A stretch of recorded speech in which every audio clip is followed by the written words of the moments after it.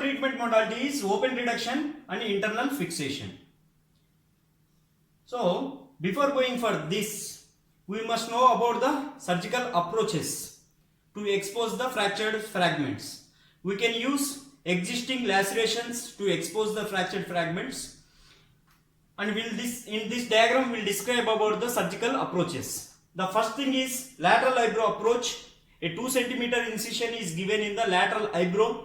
So this is the lateral eyebrow within the hairline, like this. Within the hairs, we'll give a 2 cm incision on the lateral eyebrow.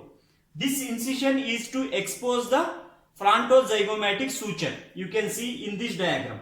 This is the orbit, this is the frontozygomatic suture, zygoma and zygomatic arch. So to expose the frontozygomatic suture, we are going to take the lateral eyebrow incision. Then coming to the orbital incisions, to expose the infraorbital rim and the orbital floor also. The first one is subciliary incision. Subciliary means these are the eyelashes.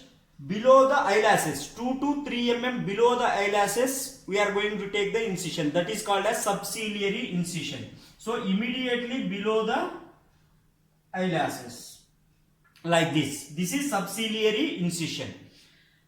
After that, there is something called as subtarsal incision. Subtarsal incision.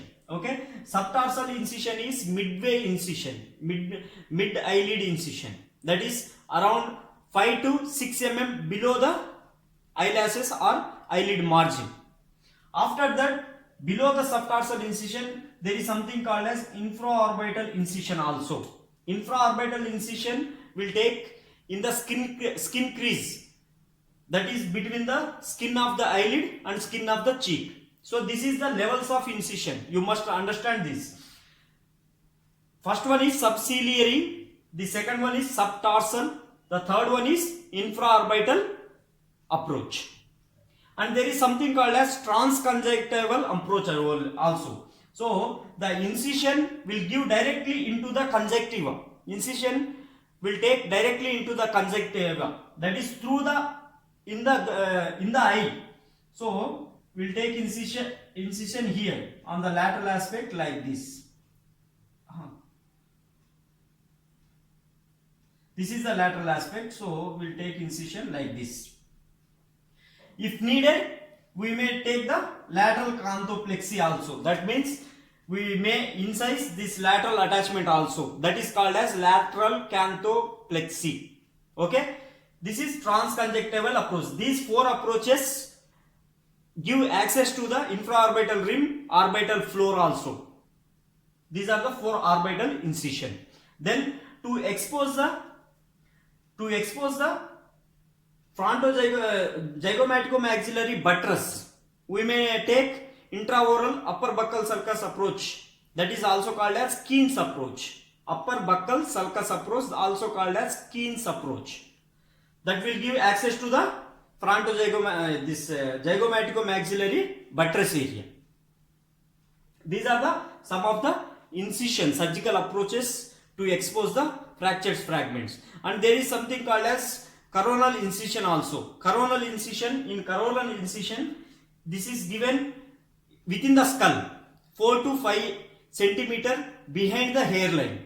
4 to 5 centimeter behind the hairline from one ear to the other ear.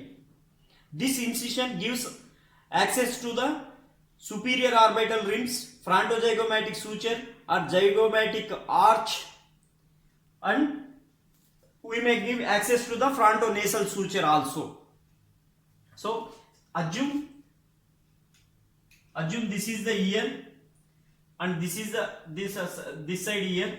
Okay, so from one ear to the opposite ear, within the skull, 4 to 5 centimeter behind the hairline.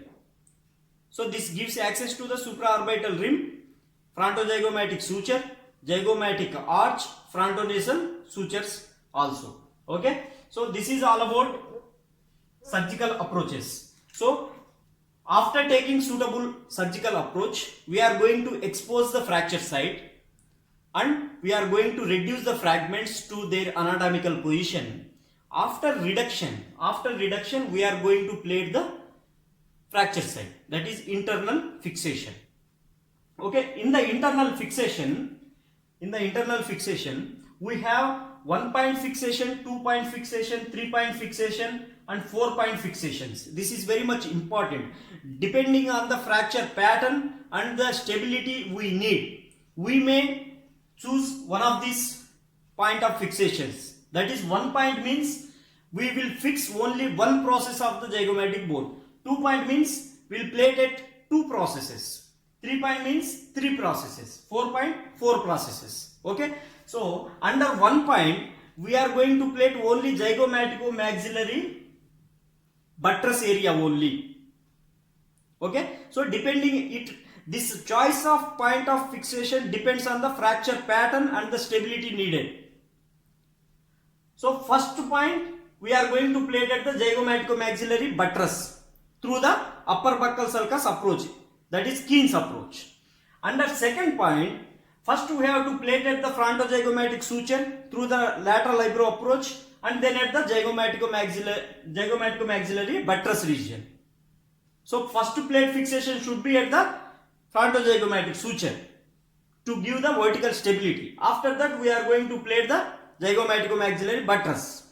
Under third point fixation, the first plate is frontozygomatic suture and the second plate is inferior orbital rim. That means here, you can see here, this is the orbital rim.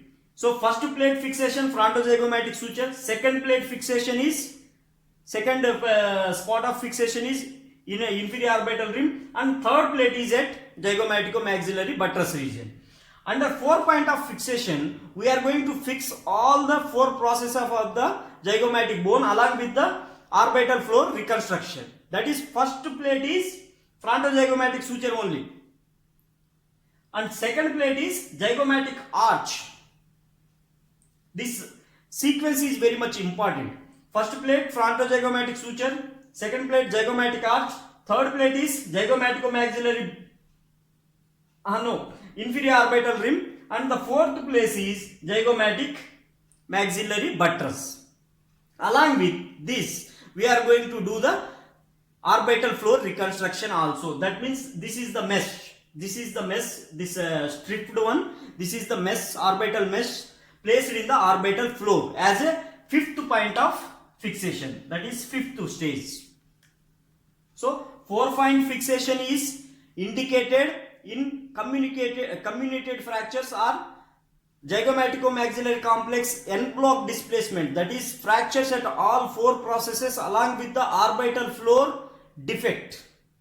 In those cases, first point is frontozygomatic suture, second is zygomatic arch, third is inferior orbital rim, fourth is zygomatico-maxillary buttress and fifth is orbital floor reconstruction. We may use bone grafts or metallic mesh to reconstruct the orbital floor. These are the 4 points of fixation. You must understand this. So open reduction and internal fixation is indicated in cases of communicated fractures with orbital floor defect, communicated fractures or zygomatico-maxillary complex en bloc, that is complex totally displaced inferiorly or medially or laterally like that, with orbital floor defect. Then functional problems. Functional problems means like diplopia or anophthalmos or there is trismus, the inability to open the mouth. In those cases we are going to do the open reduction and internal fixation.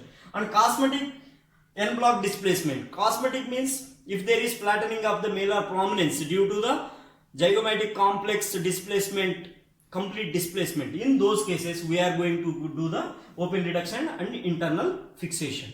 So there are 3 modalities: no treatment, second one is indirect reduction through the upper buccal sulcus approach, Gillis temporal approach or percutaneous approach, and third one is open reduction and internal fixation. In that we have to write the surgical approaches, what are the point of fixation and what are the indications. These fixation plates are, you may use stainless steel or titanium plates, but with less body. That means 1.5 mm with 6 mm screws. 1.5 mm plates, 4 hole with gap, and screws used are 6 mm. But for mandibular fractures, we generally use 2 mm mini plates. 2 mm mini plates with 8 mm screws. We may use stainless steel or titanium. This is all about zygomatico-maxillary fractures management. If you like this video, hit the like button, share the video, subscribe the channel, and if you have any doubt, mention in the comment box.